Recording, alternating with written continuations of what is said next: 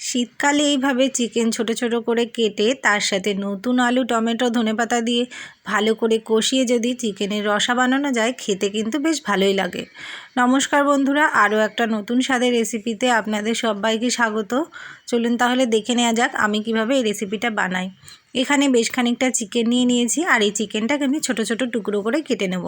দেখুন এখানে ছোট ছোট টুকরো করে কেটে আমি ভালো করে ধুয়ে নিয়েছি, আর দিয়ে দিলাম পরিমাণ মতো লবণ, পরিমাণ মতো হলুদ, আর দিয়ে দেব খানিকটা লঙ্কার গুঁড়ো। লঙ্কার গুঁড়ো দেওয়ার পরে আমি এখানে নিয়ে নিয়েছি দেখুন একটা পাতি লেবু, আর লেবুটা ভালো করে কেটে বীজগুলো ফেলে দিয়েছি। আর এই লেবুর রসটা চিপে আমি এখন এই চিকেনের মধ্যে দিয়ে দেব। লেবুর রস চিপে মাখিয়ে রাখলে চিকেনের যে আষ্টে গন্ধটা অনেক সময় লাগে, সেটা কিন্তু আর লাগবে না। সব কিছুকে এবার আমি খুব ভালো করে মেখে নেব হাত দিয়ে। কিছুক্ষণ মেখে নেওয়ার পরে আমি এটাকে 10-15 মিনিটের জন্য রেস্টে রেখে দেবো। কিছুক্ষণ রেস্টে রেখে দিলে খুব ভালো করে লবণ, ঝাল আর হলুদটা কিন্তু ঢুকে যাবে চিকেনের মধ্যে। এবার গ্যাসে একটা কড়াই বসিয়ে দিয়েছি, আর কড়াই দিয়ে দিয়েছি খানিকটা সর্ষের তেল। তেলটা খুব ভালো করে গরম করে নিয়ে আমি চিকেনগুলো অল্প অল্প করে ভেজে নেব। বেশ খানিকটা চিকেন দিয়ে দিয়েছি কড়াইয়ের মধ্যে। এবার আমি উল্টে পাল্টে দেবো, কিছুক্ষণ নেড়ে দেব। নেড়ে দেওয়ার পরে আবার কিছুক্ষণ পর এটাকে নাড়বো। বেশি ঘন ঘন নাড়বো না, তাহলে ভালোভাবে ভাজাটা হবে না। এইভাবে কিছুক্ষণ পর পর খানিকক্ষণ আমি উল্টে পাল্টে দেব। আর যখন চিকেনের জলটা শুকিয়ে যাবে, শুকিয়ে তেল ছেড়ে যাবে, তখন কিন্তু চিকেনগুলো তুলে নেব। দেখুন এখানে ভাজা হয়ে গেছে, আর এই পজিশনে আমি তুলে নিয়েছি। এবার বাকি চিকেনগুলো আমি কড়াইয়ের মধ্যে দিয়ে দিয়েছি, আর সেমভাবেই কিন্তু আমি ভেজে নেব। এইভাবে চিকেন ভেজে রান্না করলে কিন্তু খেতে ভালো লাগে, আর রান্নাটাও তাড়াতাড়ি হয়ে আসে। আর চিকেনগুলো ভেজে তুলে নেওয়ার পরে ওই তেলের মধ্যে আমি চিকেনে দেওয়ার জন্য একটু বড় বড় করে আলু কেটে নিয়েছি, নতুন আলু। আর ওই আলুগুলো এখন একটু লাল লাল করে ভেজে তুলে নেব। দিয়ে দিলাম পরিমাণ মতো লবণ, আর দিয়ে দিলাম অল্প পরিমাণ হলুদ। এই লবণ হলুদটা দিয়ে একটু সময় নিয়ে উল্টে পাল্টে ভেজে নেব। গ্যাসের জোর মিডিয়াম টু লো ফ্লেমে দিয়ে আমি আলুগুলো কিন্তু ভেজে তুলে নেব।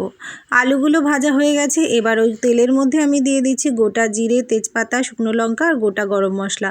ফোড়নটা একটু ভেজে নেব। তারপর কড়াইয়ের মধ্যে দিয়ে দেব পেঁয়াজ কুচি। এই চিকেন রান্নার জন্য যতটুকু পরিমাণ আমার পেঁয়াজ রসুন প্রয়োজন, তার থেকে হাফ পরিমাণ পেঁয়াজ রসুন দিয়ে দিলাম তেলের মধ্যে।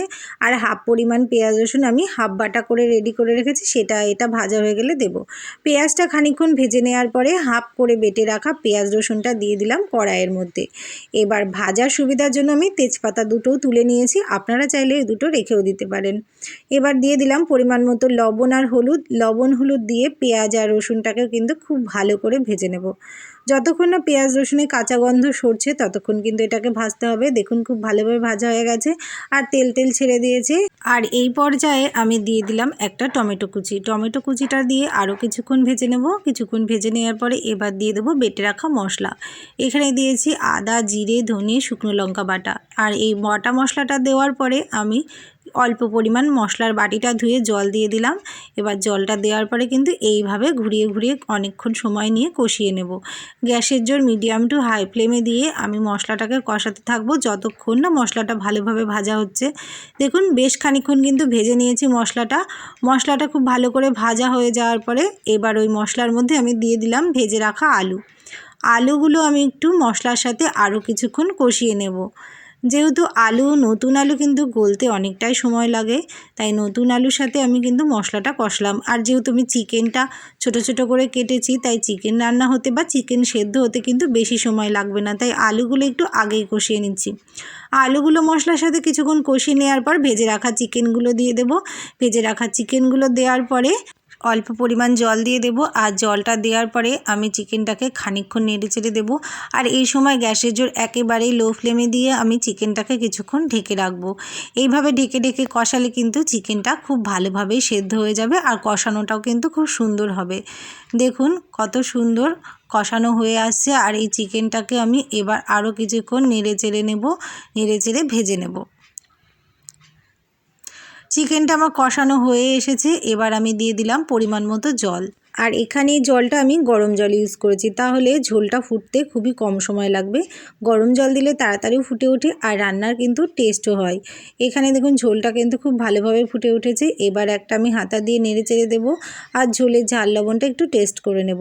ঝাল একেবারে পারফেক্ট ছিল, কিন্তু লবণটা হালকা কম ছিল, তাই লবণ অল্প পরিমাণ দিয়ে আমি ঝোলটাকে আরও কিছুক্ষণ ঢেকে রাখলাম।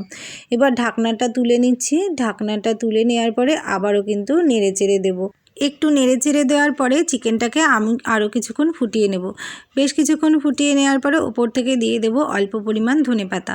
যেহেতু আমি কষানোর সময় খানিকটা ধনেপাতা দিয়েছিলাম, তাই এখন অল্প পরিমাণ দিলেই হয়ে যাবে। এবার ধনেপাতাটা দেওয়ার পরে ওপর থেকে দিয়ে দেব গরম মশলার গুঁড়ো। যেই পরিমাণ গরম মশলা খেতে পছন্দ করেন সেই অনুযায়ী গরম মশলা আর ধনেপাতাটা অ্যাড করে নেবেন। দেখুন ধনেপাতা আর গরম মশলা দেওয়ার পরে অল্প একটু ফুটিয়ে নিয়েছি। এবার কিন্তু সম্পূর্ণ রেডি হয়ে গেছে আমার চিকেনের রসা রেসিপি। এবার আমি গ্যাসের ফ্লেমটা অফ করে কিছুক্ষণ স্ট্যান্ডিং টাইমে রেখে দেব, তারপরে একটি পাত্রে পরিবেশন করে নেব। বন্ধুরা, কেমন লাগলো আজকের আমার চিকেন রসা রেসিপি ভিডিওটা কমেন্ট করে জানাতে ভুলবেন না। আর আপনারা কে কে আমার মতো এইভাবে চিকেন ছোট ছোট করে কেটে নতুন আলু দিয়ে রান্না করে খেতে ভালোবাসেন, সেটাও কিন্তু কমেন্ট বক্সে অবশ্যই জানাবেন। আজকের ভিডিওটা যদি ভালো লেগে থাকে তাহলে প্লিজ একটা লাইক কমেন্ট করবেন আর বন্ধুদের সাথে শেয়ার করতে একেবারেই ভুলবেন না। আমার ভিডিওগুলো নতুন দেখে থাকলে বন্ধুরা প্রোফাইলটাকে ফলো করে পাশে থাকবেন। তো বন্ধুরা, ভিডিওটা আজ আমি এখানেই শেষ করছি। সবাই ভালো থাকুন, সুস্থ থাকুন। আবার আসবো নতুন কোনো রেসিপি ভিডিও নিয়ে। ধন্যবাদ সবাইকে।